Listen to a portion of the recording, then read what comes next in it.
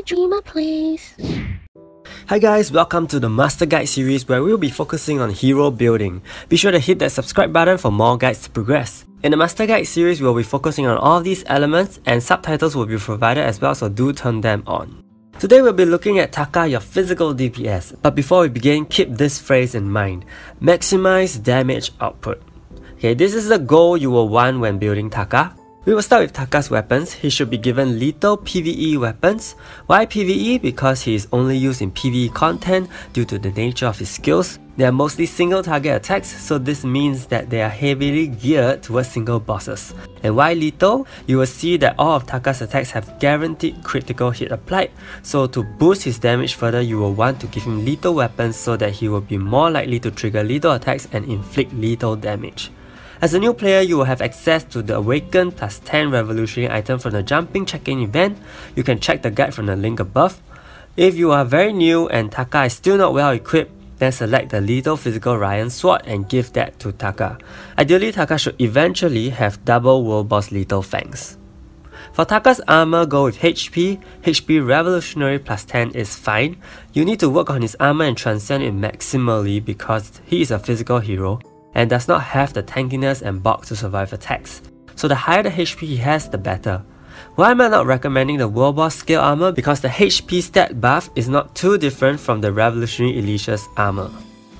Jewels wise, as a DPS, there is a very standard setup. Firstly, you must give him all red jewels, as red jewels raise the attack stat of Taka.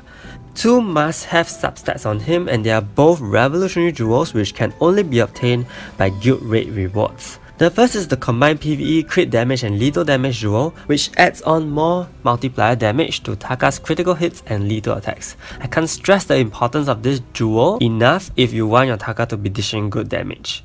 The second revolutionary jewel is the PvE physical attack increase, which is also another important jewel so that Taka will have some self-amplification of his base stat. Remember that all these serve to maximize damage output.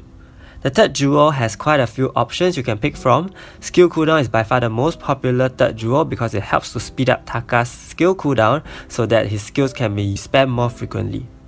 Lethal Raid Jewel is another priority actually if your guild is unable to provide you with the Lethal Guild in buff. This is to ensure that his lethal is going to be over 100% and he will do lethal attacks.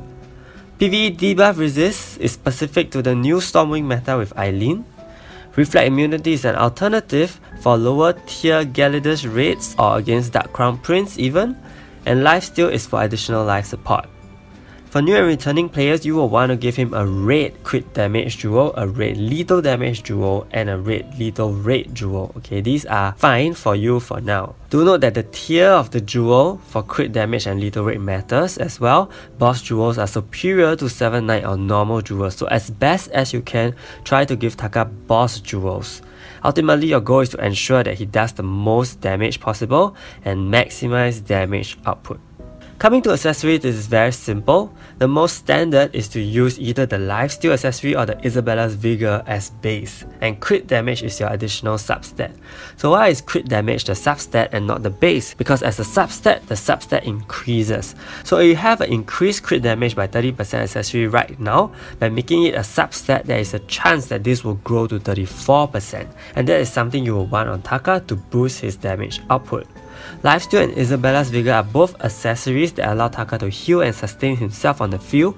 Lifesteal works such that Taka will heal when he does basic attacks, while Vigor allows him to heal when he uses a skill. Hence, Isabella's Vigor and crit damage is currently the more ideal accessory combination since Taka skills way more than he does his normal attacks. So this will actually help to constantly maintain him at full HP. This accessory combination alone will be good enough for most modes Taka is used in, although there are some special cases. Some floors in Guild Dungeon will require Taka to use Willful Ring and crit damage, or Resistant Rings with crit damage. So crit damage as a substat here is optional if you don't have the resources to do so, because these special case accessory combinations are used very rarely and investing heavily on them may not be worth it. Of course, this depends on your guild's priority. Okay, so for beginners, Taka will either need simply a crit damage accessory or a lifesteal accessory. Lethal accessory is a short-term alternative You may also want to keep a Petrify resistance and Freeze resistance for Taka against special bosses and enemies. So I think Taka's traits are the simplest to explain. You only need to focus on tab 3 on the special traits page. The two must-haves are lethal damage and crit damage boost. Okay, these two are not going to change, so once you unlock them and max them out, they are just going to stay put to maximize damage output. The last trait is dependent on the type of enemy he faces. Increased damage down are universal for World Boss, Guild Dungeon and Smart Mode Raid Dungeon. Offensive, magic and defensive are all used when he faces different kind of enemies in Guild Dungeon floors and even Guild Raid bosses.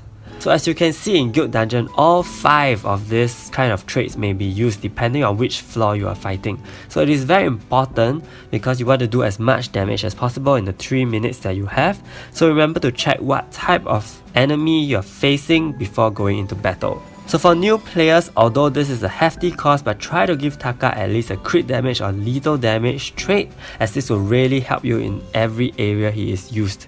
If for some reason your Taka has really low lethal or he faces an enemy which greatly reduces lethal rate, you may have to resort to changing one of the above mentioned traits to boost lethal rate instead, but this is not very recommended unless the situation calls for it.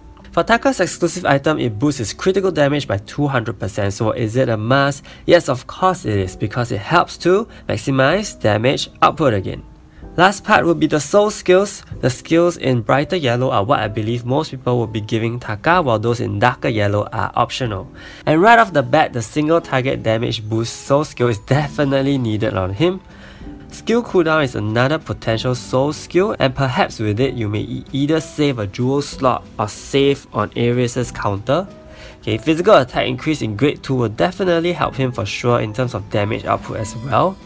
So for grade 3 and grade 5, you have soul skills that are similar to the traits that we covered. Okay, basically they allow Taka to do additional damage on certain elemental types of enemies.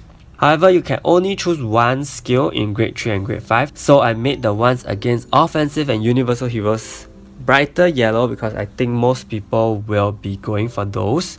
So these two are interchangeable, so basically depending on what enemy Taka faces, you can tick and untick whichever one and give him the appropriate one.